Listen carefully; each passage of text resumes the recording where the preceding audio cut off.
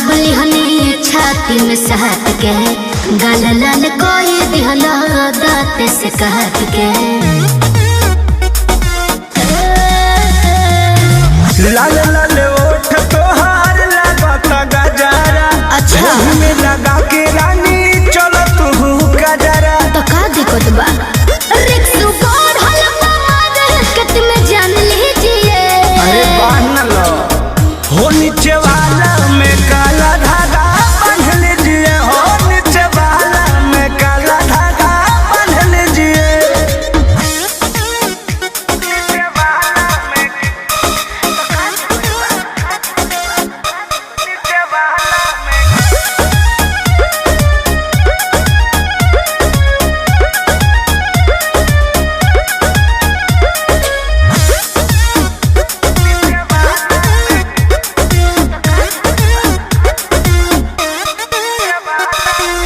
कृष्णा पे दर्दी पर मुझ के भी लेली ऐसे अकेले रहुआ रिक्स जन खेली हर बर्बाद हो जाए।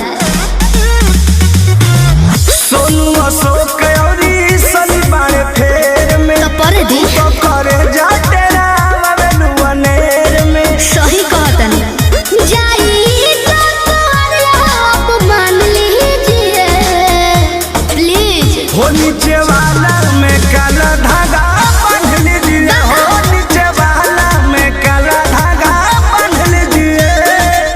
चलतनी पढ़े हम तोहरा जोरे केहू के सोचा नहीं जहरी ले डोरे कुछ होई तो गाली तुमके जान लीजिए।